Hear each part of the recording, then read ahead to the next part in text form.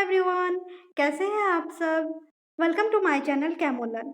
So I am going to explain 10 more questions from 2019 Sambalpur university chemistry entrance question paper. The first question is, which of the following pairs corresponds to soft base pair? And we have four options. So soft base पूछा है. ये question आपका hard soft acid base theory से आया हुआ है, ठीक है. एंड इसी को बेस करके 2017 में भी एक क्वेश्चन आया था. अगर हम देखते हैं hard acid and soft base, hard acid smaller in size होता है and they are more polarising as compare to soft acid. तो एसिड का चार्ज या फिर प्लस होता है और जीरो होता है. सो हार्ड एसिड का चार्ज हाई चार्ज होता है, मतलब हाई पॉजिटिव चार्ज होता है, लेकिन सॉफ्ट एसिड का low positive and zero charge होता है. हार्ड बेसिस देखते हैं, hard basis and soft basis. Hard basis का साइज स्मॉलर होता है and these are less polarisable as compare to soft basis. Okay, इनका कुछ एग्जांपल्स भी देखिए, soft acid and hard acid, and इनके बीच बॉर्डर लाइन एसिड्स भी होते हैं. बेसिस में देखते हैं तो hard basis, soft basis and border line basis के भी एग्जांपल्स हैं. क्वेश्चन में देखिए पूछा गया है कि सॉफ्ट बेस पेयर, तो ऑप्शन डी में देखिए जो SCN minus and H2O3 2 minus है, ये दोनों सॉफ्ट बेसिस है. अगर आपको इतने सारे एग्जांपल्स याद नहीं है फिर भी आप अंदाजा लगा सकते हैं, क्योंकि दोनों में निगेटिव चार्ज है. दोनों में निगेटिव मतलब ये सॉफ्ट बेसिस ही होंगे. Option D will be the right answer.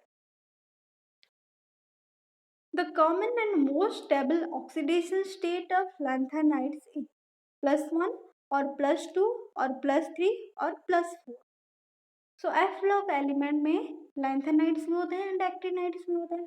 Lanthanides जो होते हैं, लैंथेनाइड्स +2 +3 +4 तीनों ऑक्सीडेशन स्टेट शो करते हैं, लेकिन +3 ऑक्सीडेशन स्टेट मोस्ट स्टेबल होता है एंड कॉमन ऑक्सीडेशन स्टेट होता है. सभी एलिमेंट्स +3 ऑक्सीडेशन स्टेट दिखाते हैं.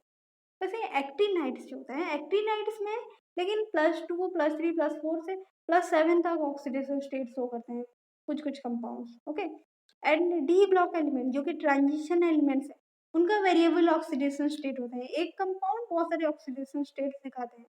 एंड ये क्यों होता है? Due to the participation of N-1D and NS orbitals, okay, during electron loss. Next question is, which one of the following statement is not correct? Not correct पूछा है. Okay, तो first option is DD transition involves redox process. Second is charge transfer transitions are Laporte allowed, and third is DD transitions are Laporte forbidden, and the fourth one is the molar extinction coefficient of charge transfer transitions is more than the DD transition.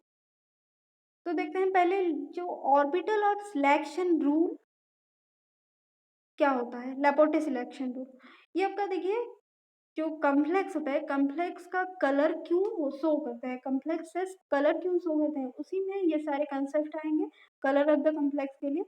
तो उसके लिए orbital selection rule देखते हैं. Orbital selection rule या फिर Laporte selection rule के according Laporte forbidden electronic transition होता है एक, एंड दूसरे क्या होता है, Laporte allowed electronic transition. Laporte forbidden electronic transition में delta L, that is change in azimuthal quantum number, क्या होता है, 0 या फिर +-2. और मॉलिक्यूल में अगर सेंटर ऑफ सिमेट्री प्रेजेंट होगा तो वो लेपोर्टे फॉरबिडन इलेक्ट्रॉनिक ट्रांजिशन होगा. ठीक है, तो यहाँ पे एग्जाम क्या होगा, जीजी ट्रांजिशन. जीजी ट्रांजिशन मतलब क्या है, जी मतलब जी रेड. जो एस एंड डी ऑर्बिटल्स होते हैं उनको जी टाइप ऑर्बिटल्स बोलते हैं या फिर जी रेड और इवन. लेकिन पी ऑर्बिटल को यू टाइप या फिर अनजीरेड और ऑड ऑर्बिटल बोलते हैं. ठीक है, तो जो डी डी ट्रांजिशन क्या होगा, D D transition Laporte forbidden होगा, क्योंकि ये जी जी टाइप ट्रांजिशन हुआ. लेपोर्टे अलाउड में क्या कंडीशन होता है, डेल एल और delta L is not equal to 0. ठीक है, तो यहाँ पे जी यू और यू जी ट्रांजिशन होगा. For example S2P, P2S, P2D और D2P transitions all are involved in this Laporte allowed electronic transition. Okay,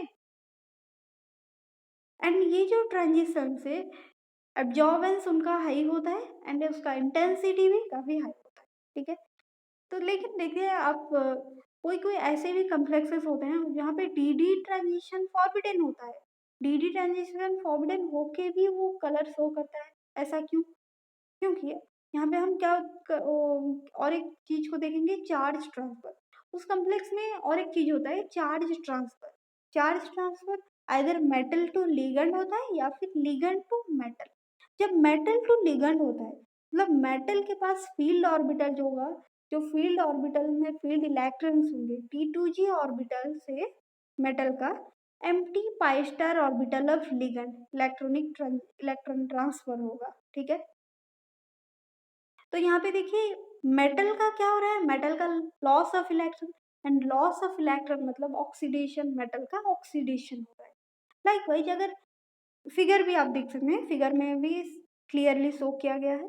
and ligand to metal में क्या होगा, लिगेंड का फील्ड मॉलिक्यूलर ऑर्बिटल से मेटल का empty D orbital को जाएगा, ठीक है।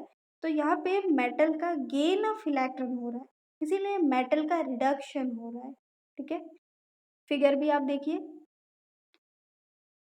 सो मेटल का या फिर गेन हो रहा है या फिर लॉस ऑफ इलेक्ट्रॉन हो रहा है, मतलब internal oxidation reduction redox process हो रहा है चार्ज ट्रांसफर में। And this process is Laporte allowed है, चार्ज ट्रांसफर लेपोटे अलाउड है। And you should remember that molar extinction coefficient of dd transition is low as compared to charge transfer. Charge transfer में molar extinction coefficient high होता है। तो इन चारों option जो हमारे पास available है, देखिए ऑप्शन ए में दिया गया है D D transition involves Redux process, मतलब ये करेक्ट नहीं है, ये रॉन्ग है। तो नॉट करेक्ट मतलब यही होगा option A with the right answer. Question number 14, which of the following is correct Lewis acidity sequence. Lewis acidity sequence ये सेम क्वेश्चन आया हुआ था 2018 में डिस्क्रिप्टिव टाइप क्वेश्चन में।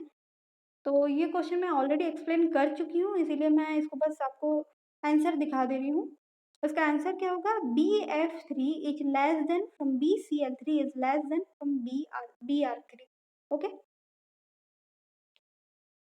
The next is, which of the following unit cell parameters relation corresponds to orthorhombic crystal system? ये solid state का question है। तो क्रिस्टल सिस्टम एक्चुअली 7 टाइप का होता है, 7 क्रिस्टल सिस्टम्स होते हैं। मतलब जो हमारे जो यूनिट सेल का पैरामीटर्स होते हैं, अल्फा बीटा गामा, ये axial interaxial angle and ABC, जो एक्सियल लेंथ होता है, इंटरएक्सियल लेंथ होते हैं, उसी के according 7 type of crystal system होते हैं। तो 7 टाइप क्रिस्टल सिस्टम क्या-क्या है? Simple cubic, tetragonal, orthorhombic, hexagonal, rhombohedral, monoclinic and triclinic. तो देखिए ऑर्थोरोम्बिक में क्या है, ऑर्थोरोम्बिक में A is not equal to B is not equal to C and alpha is equal to beta equal to gamma equal to 90 degree, option A में दिया गया है। और ये सारी जो कंडीशन 7 क्रिस्टल सिस्टम में, ये सारे कंडीशंस आपको याद रखना, ठीक है। And you should remember that simple cubic is the most organized crystal system and triclinic is the most disorganized, क्योंकि यहाँ पे कुछ भी इक्वल नहीं है, a is not equal to b is not equal to c and alpha is not equal to beta is not equal to gamma, ठीक है। And 90 degree भी यहाँ पे एंगल नहीं होता है। एंड 7 क्रिस्टल सिस्टम्स होते हैं एंड 14 ब्रेवियस लैटिस होते हैं, okay. Question number 16, the slow hydrolysis of XCF6 by the atmospheric moisture produces XCO4 और XCO3 और HXCO3 और XCO2। तो ये आपका पी ब्लॉक एलिमेंट से आया गया है। और ऐसे टाइप का क्वेश्चन अगर आपको पता है तो आप अटेंड कीजिए, अदरवाइज स्किप कीजिए, ठीक है। तो XCF6 वाटर के साथ विगरियसली रिएक्ट करता है, वायलेंटली रिएक्ट करता है, लेकिन जो एटमॉस्फेयर में वाटर प्रेजेंट होता है मॉइस्चर की तरह, मॉइस्चर से वो स्लोली स्लोली रिएक्ट करके एक XCO3 प्रोड्यूस करता है, ठीक है। XCO3, ये जो रिएक्शंस भी आप नोट डाउन कर सकते हैं। एंड कुछ जेनन फ्लोराइड्स के स्ट्रक्चर देखिए, XCF2 का होता है लीनियर एंड XCF4 का स्क्वायर प्लानर एंड XCF6 का डिस्टॉर्टेड ऑक्टाहेड्रल होता है। हाइब्रिडाइजेशन में आप नोट कर सकते हैं। Question number 17. The hydrolysis of dialkyl dichlorosilane gives linear silicon or SiO2 or dialkyl silane diol और क्रॉस लिंक्ड सिलिकॉन. ठीक है, तो डाइअल्काइल डाइक्लोरोसिलेन, ये सिलेन के बारे में शायद मैं कुछ प्रीवियस वीडियो में एक्सप्लेन की थी, आप देख सकते हैं. तो SI डबल Cl होगा एंड डबल एल्काइल ग्रुप होगा. उसको अगर हम हाइड्रोलिसिस करवाएंगे तो हमें क्या मिलेगा, डाई एल्काइल सिलेन डाइऑल मिलेगा. ठीक है, लेकिन फिर अगर पॉलीमराइजेशन होता है तो लीनियर सिलिकॉन मिलता है. Question number 18. Which of the following complex ion doesn't obey EAN rule. EAN मतलब effective atomic number rule. EAN rule क्या होता है? EAN रूल में हम पहले क्या करते हैं, ऑक्सीडेशन स्टेट निकालते हैं मेटल का ऑक्सीडेशन स्टेट निकाल के उसका एटॉमिक नंबर से डिडक्ट करते हैं, माइनस करते हैं. देन फिर सारे लिगेंड्स जितने भी इलेक्ट्रॉन्स डोनेट किए थे उसको फिर ऐड करते हैं. जो टोटल नंबर ऑफ इलेक्ट्रॉन्स निकलता है EAN, तो EAN जो नियरेस्ट नोबल गैस की एटॉमिक नंबर से कोइंसाइड करना चाहिए. अगर कोइंसाइड करता है तो वही कॉम्प्लेक्स स्टेबल होता है, अदरवाइज उतना स्टेबल नहीं होता है. कोइंसाइड मतलब आसपास भी होने से चलेगा, ज़्यादा डिफरेंस नहीं होना चाहिए. तो देखिए, ये जो चारों ऑप्शन में फर्स्ट ऑप्शन में जो COEN होल 3 प्लस है, इसमें देखिए 36 आ रहा है. 36 मतलब क्रिप्टन. लेकिन सेकंड ऑप्शन में जो है वो 54 आ रहा है. 54 मतलब यहाँ पे गड़बड़ है. एंड AgNH3 होल 4 प्लस ये EAN रूल को ओबे नहीं करता है. और बाकी जो दो ऑप्शन है वो रेडन के आसपास आ जाता है. Which of the following molecule will react readily with Br2? readily पूछा गया है. ओके, तो साइक्लोप्रोपेन और साइक्लोपेंटेन और साइक्लोब्यूटेन और साइक्लोहेक्सेन. तो इसका आंसर होगा साइक्लोप्रोपेन, क्योंकि ये चारों में से सबसे ज़्यादा अनस्टेबल होता है साइक्लोप्रोपेन. एंड साइक्लोप्रोपेन ये even if without the presence of light, that is in dark भी उसके पास एबिलिटी होता है कि वो Br2 के साथ रिएक्ट कर जाए. एंड ये एडिशन रिएक्शन होता है, उससे क्या होता है, उसका जो रिंग ब्रोक होता है, रिंग टूट के वो फॉर्म करता है 1,3 डाइब्रोमो प्रोपेन. ठीक है, एंड ये अगर लाइट के प्रेजेंस में यहाँ पे सब्स्टिट्यूशन रिएक्शन भी हो सकता है. एंड यहाँ पे रिंग स्ट्रेन, साइक्लोप्रोपेन का रिंग स्ट्रेन होता है, इसीलिए वो रिंग टूट के ब्रोमीन का एडिशन होता है. Question number 20. Which one of the following compound gives a primary alcohol upon reaction with methyl magnesium bromide? Propylene oxide और इथिलीन ऑक्साइड, इथिलीन फॉर्मेट और कार्बन डाइऑक्साइड. तो देखिए दिया गया है मिथाइल मैग्नीशियम ब्रोमाइड. ये क्या है? ये हमारा ग्रिनर्स रिएजेंट है. एंड ग्रिनर्स रिएजेंट ये काफ़ी सारे मॉलिक्यूल्स के सिंथेसिस में यूज होता है. ठीक है, जैसे कि अल्कोहल प्राइमरी अल्कोहल के लिए हम क्या करते हैं, ग्रिनर्स रिएजेंट को फॉर्मल्डिहाइड या फिर इपॉक्साइड के साथ रिएक्ट करवाते हैं. सेकेंडरी अल्कोहल के लिए aldehyde other than formaldehyde, cyclic ketone like cyclohexanone या फिर इपॉक्साइड, सब्स्टिट्यूटेड इपॉक्साइड लेते हैं यहाँ पे. टर्शियरी अल्कोहल के लिए ketone, acid chloride, Easter, acid halide, ये सब हम रिएक्टेंट्स लेते हैं. एंड बाकी भी बहुत सारे कंपाउंड्स के सिंथेसिस के लिए यूज होते हैं, आप ये लिस्ट देख सकते हैं. तो ये क्वेश्चन देखिए, क्वेश्चन में जो चार ऑप्शन है, फर्स्ट ऑप्शन है प्रोपिलिन ऑक्साइड. प्रोपिलिन ऑक्साइड ये है एक substituted oxidant. Okay, substituted epoxide. तो यहाँ पे अगर हम रिएक्ट करवाएंगे ग्रिनर्स रिएजेंट तो यहाँ पे CH3MgBr या फिर CH3MgI लेंगे तो सेम ही होगा. ठीक है, सेकेंडरी अल्कोहल एक मिलेगा. वैसे ही इथिलीन ऑक्साइड को लेंगे तो एक प्राइमरी अल्कोहल मिलेगा. एंड इथिलीन फॉर्मेट ये एक ईस्टर है, इथाइल मिथानोइड. ईस्टर को लेंगे तो सेकेंडरी अल्कोहल होता है.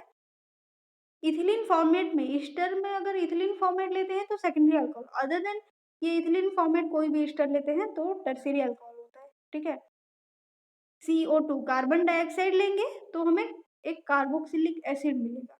तो ऑप्शन देखिए, ऑप्शन सेकंड में इथिलीन ऑक्साइड में ही प्राइमरी अल्कोहल हो रहा है. तो इसका रिएक्शन थोड़ा देख लेते हैं, रिएक्शन कैसे होता है. तो ग्रिनर्स रिएजेंट एक ऐसा एक अल्काइल हैलाइड है जहाँ पे कि अल्काइल ग्रुप को नेगेटिव चार्ज मिलता है. अदरवाइज कोई भी अल्काइल हैलाइड लेंगे तो अल्काइल ग्रुप को क्या होगा, वहाँ पे पॉजिटिव चार्ज मिलता है, क्योंकि हेलोजन नेगेटिव इलेक्ट्रोनेगेटिव होता है. तो यहाँ पे रिएक्शन करके एक एडक्ट फॉर्म होगा फर्स्ट स्टेप में, देन फिर हाइड्रोलिसिस के बाद 1 प्रोपानल हुआ है, मतलब एक प्राइमरी अल्कोहल हुआ है। ठीक है, तो ऑप्शन कौन सा राइट होगा? Option B will be the right answer. Okay, that's it for today. And बाकी क्वेश्चंस में मैं बहुत जल्द लाने के लिए कोशिश करूंगी, आपके एग्जाम से पहले ही डिस्कस करवाऊंगी। ठीक है, थैंक यू सो मच।